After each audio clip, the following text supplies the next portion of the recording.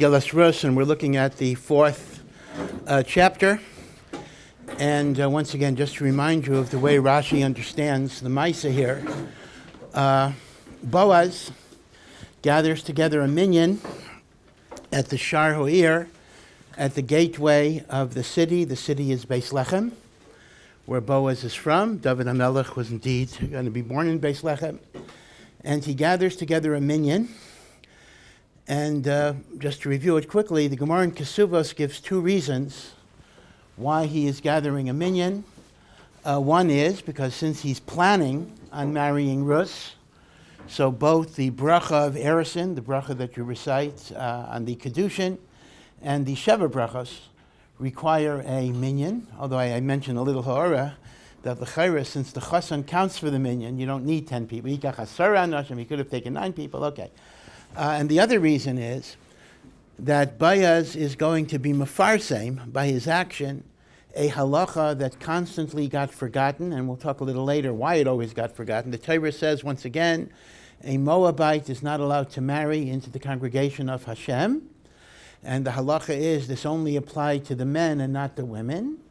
But for various reasons that I will get into, this halacha constantly gets forgotten, and memela people think a Moabite, even a Moabite woman, is treif.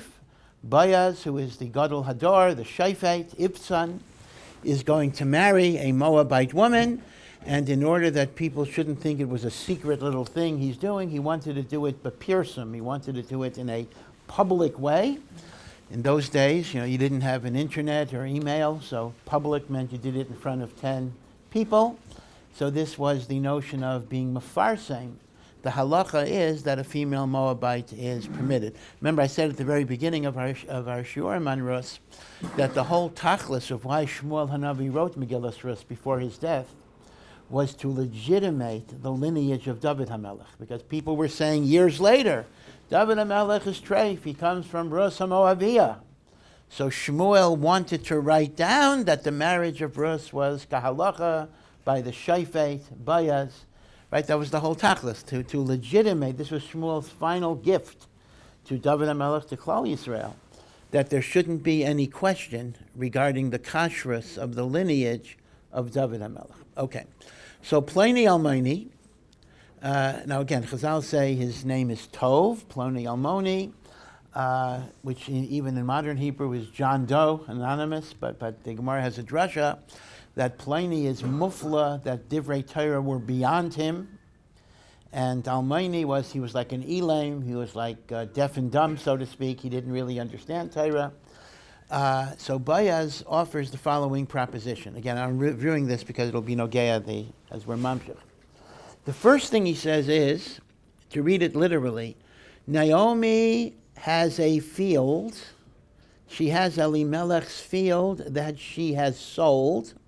And the Torah says when a field is sold, there's a mitzvah, in Eretz Yisrael, there's a mitzvah on relatives to redeem the field. You, Tov, are Elimelech's brother. So you are the closest relative to Elimelech to be Makayim, the mitzvah of redeeming the field. Now remember, this is both a mitzvah and it's also a right, meaning the buyer has to give back the field if the money that he paid is tendered. He cannot make a profit on this. So you remember I raised the question, how does Naomi have Elimelech's field?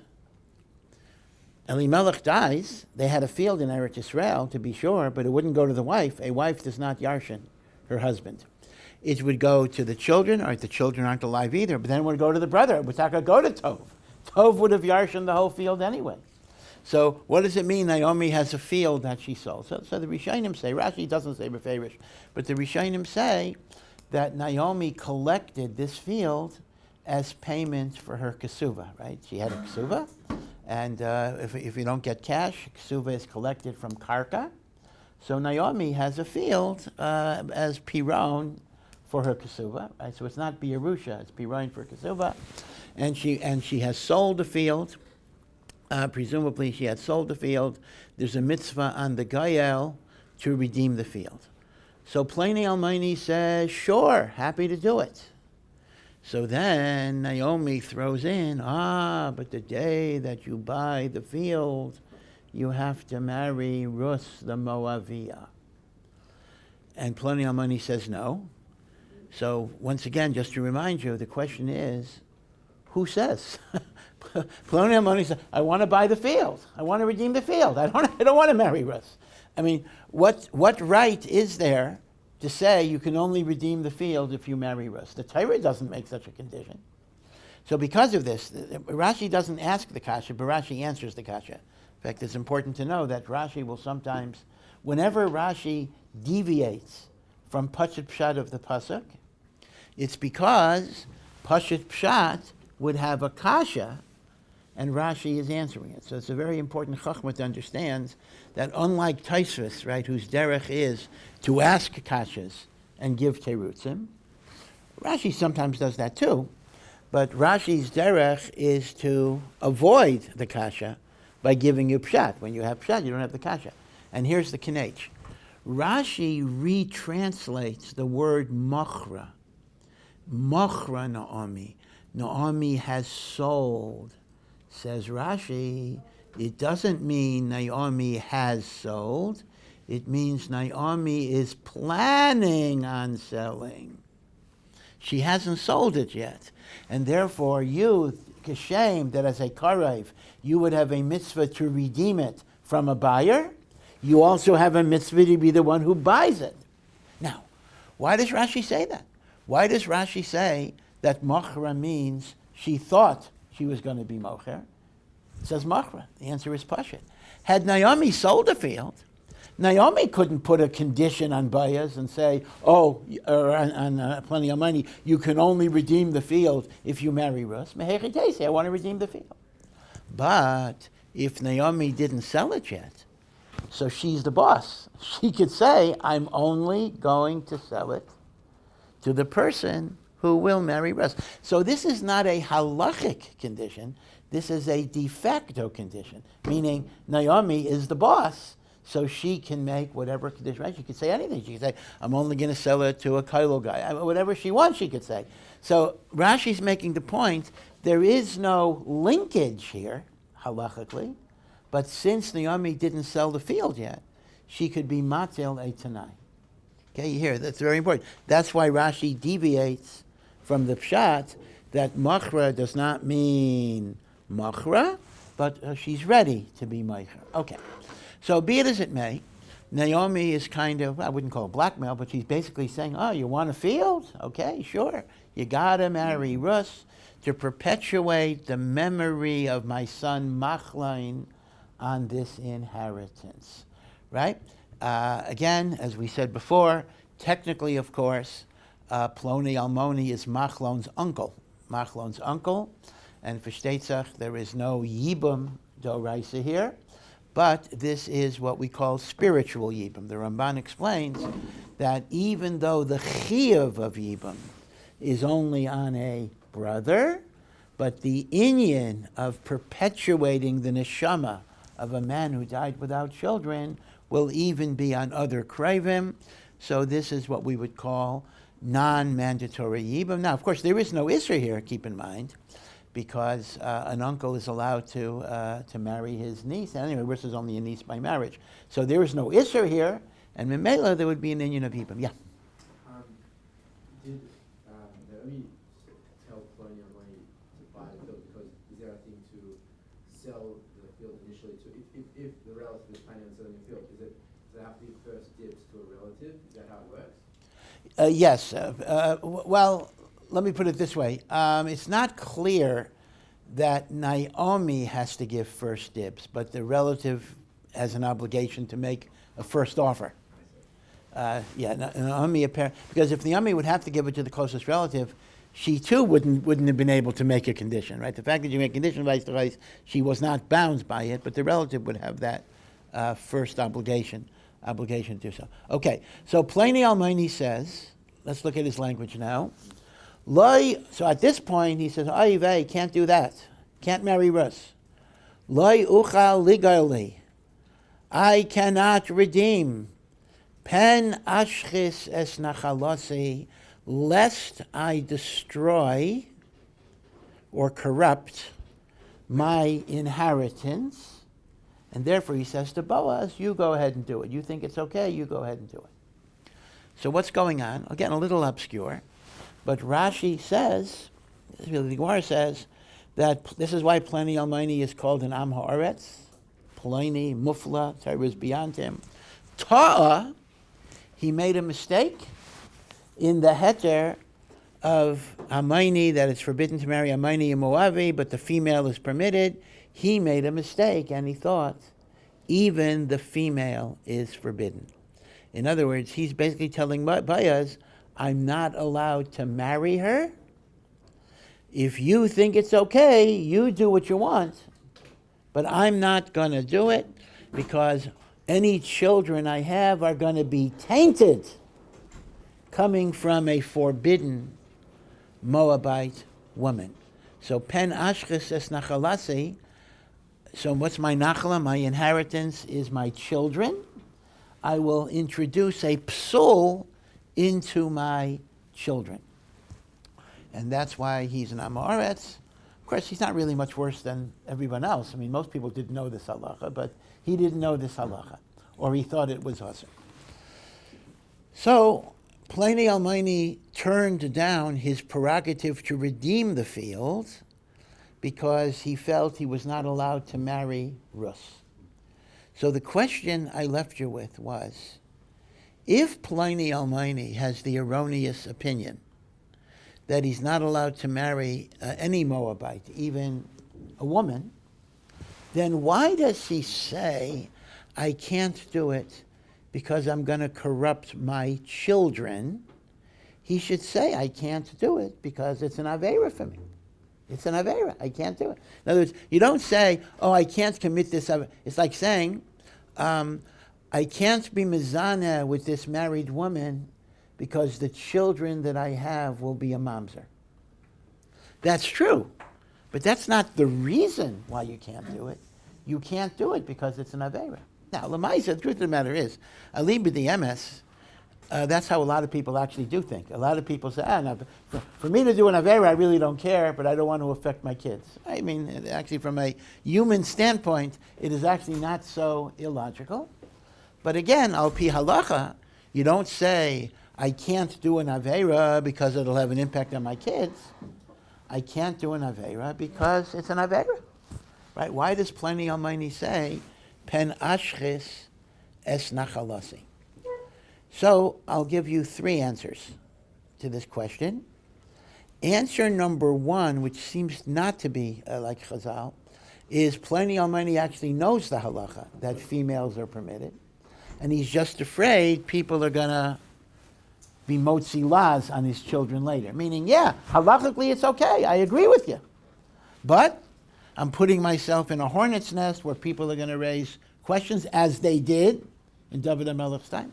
Right, so that's one pshat. So one pshat is, he actually knows the halacha, but he's afraid that years later they're going to be motzi laz on his children.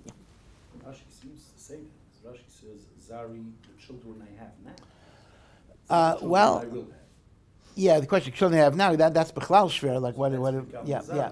But on the other end, Rashi says, Ta'ah, he made a mistake in the halacha. Yeah, but according to this, it's not a Ta'ah, he knows the halacha. That they'll speak ill on his kids now, not the ones that he... No, I understand. But I hear what you're saying. It's a good diak, but still, that wouldn't fit a mistake in the halacha, and especially the Gemara's drasha that Ploni Almighty is Am Haaretz. Now, the second pshat is the Marsha and Yevamis. Marsha and Yevamis has the kasha. Marsha and Yevamis says a peladika chiddush, which is actually not la halacha at all. You know, we know there's a general rule in halacha called esse docha lo sase, right? If you have a negative commandment, thou shalt not do. And the only way I can do a positive commandment is by transgressing the negative. I mean, there are many rules for this. So the halacha is the mitzvah saseh overrides the loy saseh. Right? One example, although it may not be the source of it, but the most common example today is a bris milah on Shabbos, right? The mitzvah, even though a bris milah is machal Shabbos, the mitzvah of milah Not the preparations, not the driving or anything else, but the mitzvah of Mila overrides the Yisra of Chilul Shabbos, at least if it's the 8th day, the Mila on the 8th, right? Ramban says in Parshas Yisra, a very beautiful machshava, why does the positive override the negative? Fakert, if you transgress a negative, the punishment is usually worse than the positive. So I should say, keep the negative. So says the Ramban, because mitzvos aseh express love of Hashem. When you love somebody, you want to do things for them. A lo saseh, I'm afraid to violate something, that comes from yira, fear, awe, reverence. And a yid has to, of course, have yiras Hashem, avas Hashem. But avas Hashem is a higher madrega than yiras Hashem, even though it has to be built on the foundation of yira. It's very interesting. Ava is the higher story, but you can't build a second story without a first story. So when people say, I just want to skip the yira and go straight to ava, that's like building something in the air. It's going to collapse. So yira is the foundation for sure, but since ava is a higher madrega than yira, and the Ramban says, just in one little line, you'd almost miss it, Mehai taima esei docha lo sasa. Okay. Now, esei docha lo sasa applies by Yibam as well. The Mishnah says in Yavamas, let's imagine the following rule. Let's say a brother married a Manzaris, which he wasn't allowed to marry. The brother married a Manzaris. The brother died without children. The Manzaris falls liyibam, amiyavam. There's a lo sasa in the Torah, lo yavai mamzer b'kal Hashem. So as bizarre as this may sound, under Torah law, the yavam would even be miyabim the mamzer, because the asay of yibam is docha, the lo sasa of mamzer. Now, let's take another example just to illustrate limitations on this. Let's say a Kohen dies and leaves a widow. She's a widow. Now, obviously, if his brother is a regular Kohen, there's no problem at all, because a regular Kohen can marry an almana. Okay? But let's say a Kohen Hedjot dies and leaves an almana, of course, and his brother happens to be a Kohen Gadol.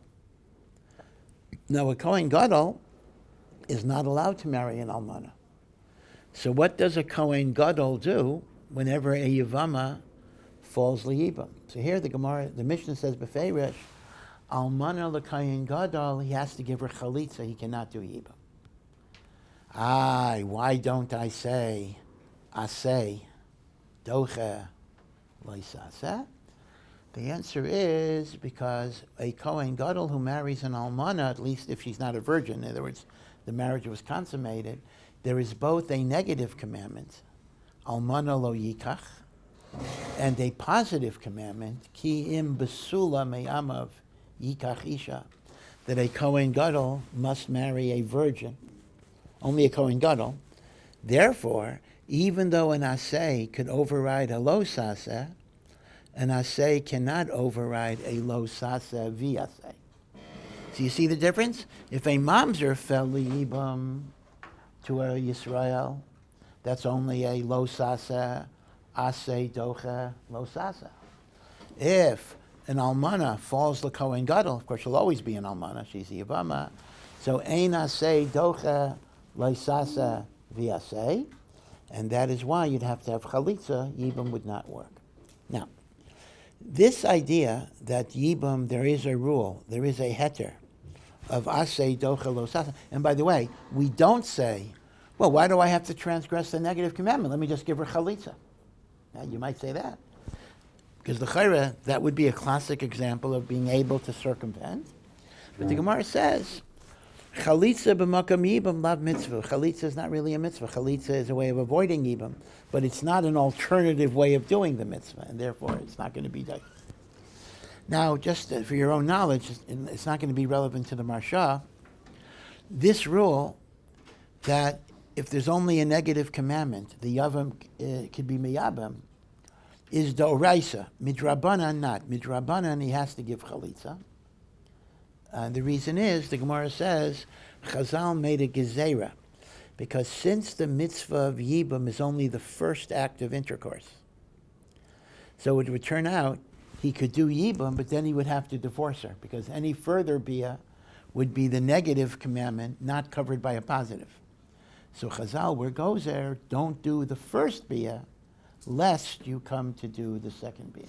So bottom line is, we actually do not say, Aseh docha lo sasa on chayve lavin, but that's midrabanan. To oraisa we would. Okay, all of this is a lengthy introduction to the Marsha. So now let me tell you what the Marsha says. The Marsha says, Ploni Almaini is indeed an Amoretz because he thinks female Moabites are forbidden. So the kasha is, so why is he worried only about his kids? He should be worried about himself.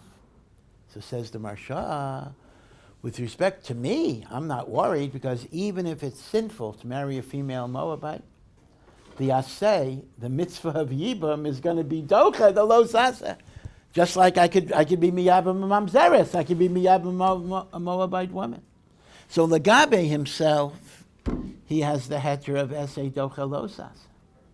But that's not going to help my kids. Apparently, which actually, the Shah Melech declares this, as apparently, if you're miyabim a mamzeres b'tayres yibum, the kids are still going to be a mamzer. I mean, that's what the Marsha is assuming. Actually, the Shah HaMelech raises it as a question. If I say the positive overrides the negative, then there shouldn't be a psul of mamzeres. But the Marsha is assuming this idea that Ploni Almaini is saying that I'm covered, because even if it's prohibited, aseh docha lo sasa, but my kids are going to have the stigma of Moabite. This is the Marsha. Now the reason why the Marsha is a pella is it is a davar pashat, that an aseh overrides a lo sasa only if it's an aseh that you're chayiv to do, a mandatory mitzvah. That would be yibum of a brother. This is not a mandatory mitzvah. This is what we call spiritual yibum of an uncle to a nephew's wife. So are you going to say that could override a negative commandment? Unless you're going to say maybe that's part of his amoratzis, meaning he's a double, kind of a Lamdus amoritz. It's a double amoratzis.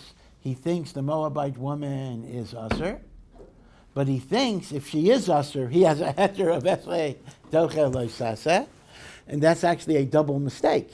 Maybe that's how the Marsha might learn. He doesn't say. Meaning, mistake number one is a Moabite woman is permitted. Mistake number two is if she would be usher, you wouldn't have a Lamdus of esrei docha lo sasa. But this is a very, very fascinating Marsha as to why Ploni Almoni is not worried about himself, because he feels he's going to be covered by esrei docha lo sasa. So that's answer number two. Answer number three is, again, a famous answer by the Brisker Rav, Rav Yitzchak Soloveitchik, where he says like this. He says that there's a Rambam. The Rambam says in Hilchos Mamrim. Mamrim deals with rebelling against the Sanhedrin. And the Rambam says, the Sanhedrin does different things. Sometimes they make gezeros, rabbinic laws. Gezeros, don't do this because you'll come to do that. Don't eat chicken and milk, lest you eat meat and milk. Sometimes they make takanos, like lighting Hanukkah candles. Right? These are pure rabbanans. Right? So that activity is a pure rabbinic law. Those are dinei rabbanan. Other times, what the Sanhedrin does is they make drashos through the Yud Gimel Midas, in which they're interpreting the Torah through the drashos of the Midas. And that actually is a doraisa, meaning even though it comes from the interpretation of the Sanhedrin, but since the HaKadosh Baruch Hu authorized the Torah to be interpreted with the Yud Gimel Midas, which means rabbinic activity is very varied. Sometimes the Chachamim are interpreting the Torah Shebichsav, in which case their interpretation has the status of a doraisa, Other times, they're simply making new laws, which are midrabanan. Although the Rambam says if you transgress a rabbanan, you're also transgressing a deraisa, but technically it's a drabanan. Now, there's a third type of rabbinic activity that the Sanhedrin engages in, and that is really just simply transmitting, meaning they are the Balei Mesorah, meaning there were halachas given to Moshe Sinai, and they were transmitted, and the Sanhedrin has the official responsibility for being the vehicle of the transmission of Torah Shebaal Peh. Now that's not, well, again, to use political terms, I'll use American political terms.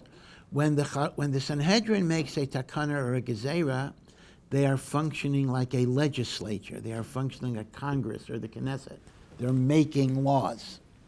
When they use the Yud Gimel Midos to interpret, they're functioning like judicial. They're like a court interpreting the Constitution. And when they're transmitting Halach al Moshe Sinai, they're really not acting as either a court or a legislature. They're simply like the Library of Congress. They're the repository of past knowledge that they are passing down. So there are many different functions within a Sanhedrin. Now the Rambam says how binding the decision is. Now, can a later Sanhedrin be chaylek? Can they argue? Actually depends on what's going on. When it comes to a gezerah or a takana, even though you might think that's the weakest, because you might think, hey, that's only Rabbanan. Actually, that's the hardest to get rid of, because this is the rule that says, Ein Beistin Yochel Levatel Divrei Beistin Chavei, right?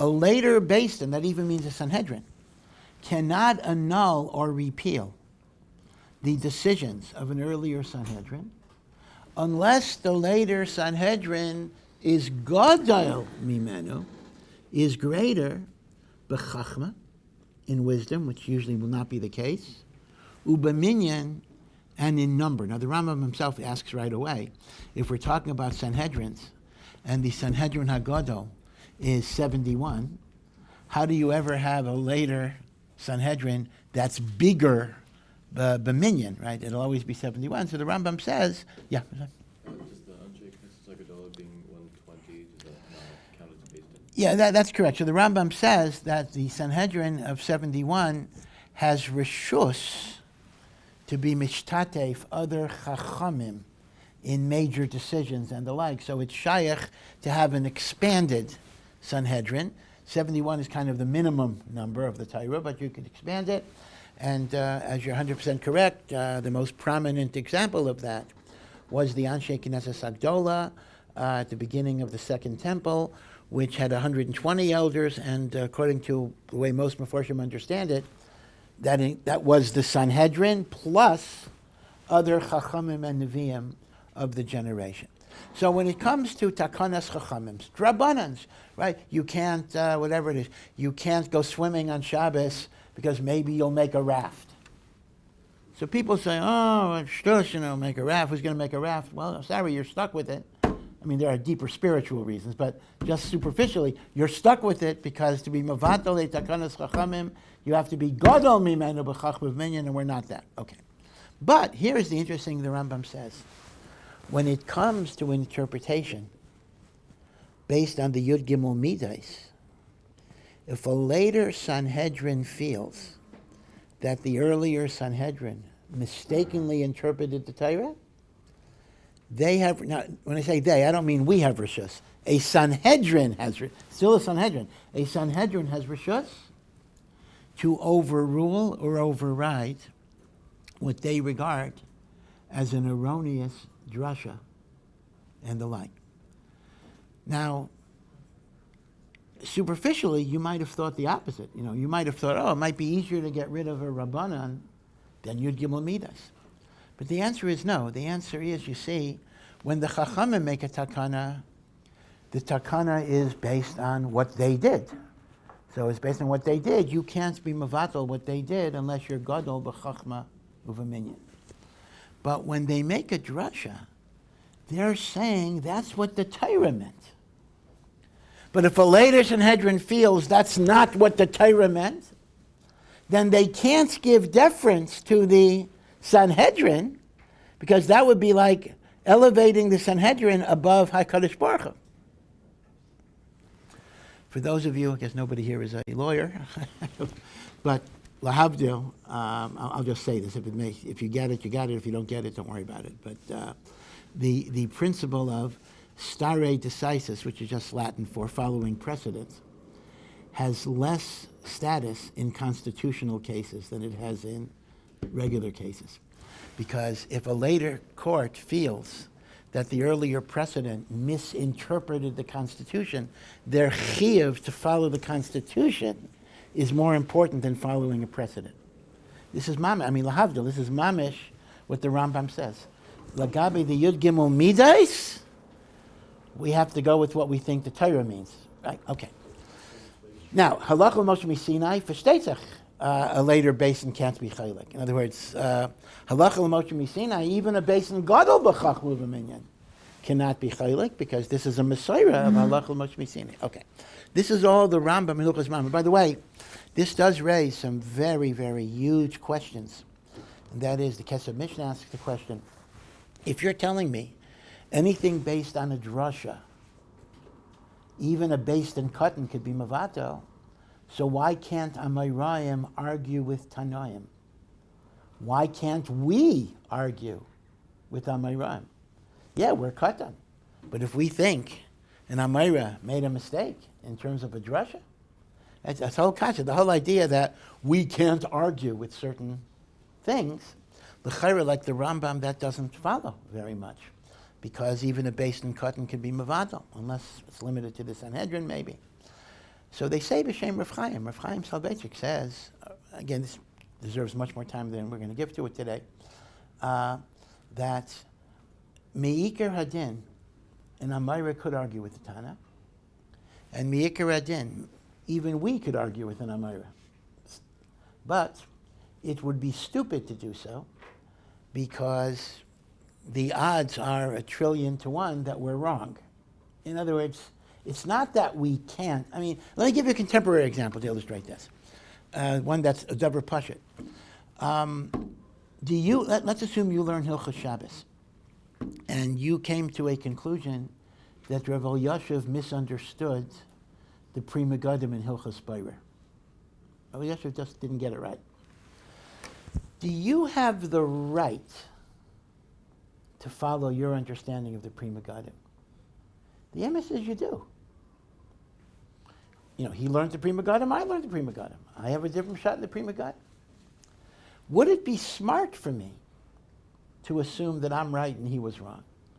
No, that would be pretty idiotic. In other words, Rav Chaim actually says there is no rule that an Amira cannot argue with the Tana. And there is no rule that I can't argue with the Tana. And there is no rule that Achrayim can't argue with Rishayim. It's all an assessment of the probability of emes, in which it's virtually impossible. In other words, it makes no sense. I mean, could I argue with Einstein on the theory of relativity? Let's assume I say, well, Einstein really didn't understand the theory of relativity. Do I have the right to argue with Einstein? Yeah. What's the chance I got it right and he got it wrong? Not too high. You see, Rav Chaim Soloveitchik actually says a lot of the rules in halacha about who can argue with who are rules of probability. They're not rules of absolute. Okay. But be it as it may, so just to review the Rambam's three Gedorim. Halacha Moshe Sinai, there's no way you could argue, because that's a Messiah. Drashos of Yud Gimel Midas, even a Sanhedrin Katan could overrule. And if it's a Gezerah or Takana, you have to have a basin that's Gadol Menu B'Chachmu V'Minyan. So now, here's the Chap. Why are female Moabites permitted? So the Gemara brings in the Maseches Yevamis, years later, in the time of David HaMelech, way after Boaz is dead, a Shakla V'Tarya, Dayek HaDaimi, who hated David, was making the argument that David HaMelech is puzzle to be a king because he's not even kosher to marry into the Jewish people because he is descended from Ruth a Moabiyah. So the Chachamim said back to him, what do you mean? Female Moabites are permitted because it says Amayni, which is male, and not Amaynis. Mayavi, and we darshan v'lo Moavis. Right? The Torah excludes it. So Dayeg then said, oh, you're telling me whenever it says male, it excludes female? What about mamzer? Lo yavo mamzer. Are you going to tell me a mamzaris is permitted? No, because in Lashon HaKodesh, the zachar includes the nekeva. So what are you making the drasha? So that was Dayeg's argument against point one. They then made up a point two, and they said, but the Torah gives a reason. They didn't give food and water when we're going through Moab to get to Eretz Yisrael. And only the men could be expected to give food and water and not the women. That's a good reason. But Dayeg shot that down. He said, well, wait a second. Just because it wouldn't be modest for the women to go to the men, but the men could have gone to the men and the women could have gone to the women. In other words, there were two drashos that Chazal tried to make to validate the permissibility of the Moabite woman. One is, from the Zachor, we exclude the Nekeva. Dayeg shot that down. And the other is, Al Devar Shelo Kidmu Eschem Belechem Uvamayim, and Dayeg shot that down. Dayeg shot that down. So, it mentions that Shmuel Hanavi, I'm sorry, not Shmuel, but someone who was a Navi, girded himself with a sword. He stood by the door of the Beis HaMedrash and he said, Kach mekublani, I was makabel from Shmuel Hanavi, that females are permitted. And the Brisker Rav says that means halacha l'moshe misina. So again, let's explain this. So the Brisker Rav is masber like this. Initially, it was thought that the heter of the Moabite woman was based on a drasha. If it's based on a drasha, a later Sanhedrin could say that drasha is incorrect. But alibi d'emes, it's not based on a drasha. Alibi d'emes, it's a halacha l'moshe misinai, and is therefore irrefutable. So now the Brisker Rav, let's go back to Ploni Almoni. Now it's mamash a gavaldik pshat. When Rashi says Ploni Almighty made a mistake, it didn't mean he was ignorant of the halacha. It's a more sophisticated thing. He knew the halacha was that you could marry a female Moabite. He knew that. But he thought it was based on a drasha. So what is he afraid of? I'm allowed to marry her because right now my Sanhedrin, Bayaz, says it's okay. So I'm okay. But what's going to be if a later Basin slugs up the drasha, as indeed Dayek HaDaimi tried to do? So Lemafreya, my kids are going to be stigmatized. So it's not my Aveira, because when I did it, I followed the halacha of my time. But they're going to be stigmatized. So what's his mistake? His mistake is that the heter of Amayni is not mitam drasha, it's mitam halacha l'moshe misinai, which indeed can never be undermined. So Rashi's, according to the Brisker Rav, when Rashi says ta'a b'amayni v'layamaynes, it meant he was ta'a in the derivation of that halacha. He thought it was based on a drasha, and therefore he brought up the consideration that it might be refuted later, as indeed Dayek had, and he was right, Dayek HaDaimi, Taka tried to refute the drasha later. But alibi d'emes, it's a halacha l'moshe misina. And that is why he is not worried about himself. Because if you follow the psak of the Sanhedrin, you are okay no matter what a later Sanhedrin decides. But if a later Sanhedrin were to decide that this drasha is incorrect, l'mafreya, it was a sinful marriage, even though you're not going to get punished for it, and your children are going to be tainted, right? So that's how the Brisker Lev learns, pen ashches es nachalasa. Yeah. Was it the Ishmaelites? Didn't hear you. Was it the Ishmaelites who, I forget his actual name? Yeah, I think his name was Yisra. Yisra. Yud Saf Reish Aleph. Yeah. Yisra HaYisraeli. Yeah. Who kad kach mekublani mi beis dinai shel Shmuel HaRamasi. Huh? Yeah. Ki Yishmael. Right. Yeah. He put a sword like Yishmael. Right. Yishmael is al charba chatichya. Yeah. So he was not Yishmael. Yishmael was, yeah. Didn't Marsha marry Tzipora before Sinai? I know we call it Marsha Sinai. Does that mean could it be something even before Sinai? See again, could it be? Possible that it's even before Sinai, because Marsha married Tzipora before the Sinai, before he received anything from Sinai. Is that? Yeah, but no, that may be true. But Tzipora was not Moabite. Tzipora was Midianite. It's a different nation. Yeah. Moabite was also later. Okay, so this is so these are three terutzim to the question of why Ploni Almaini only cares about the kids, and he does not care about himself. Did you have a question? Yeah. Yeah.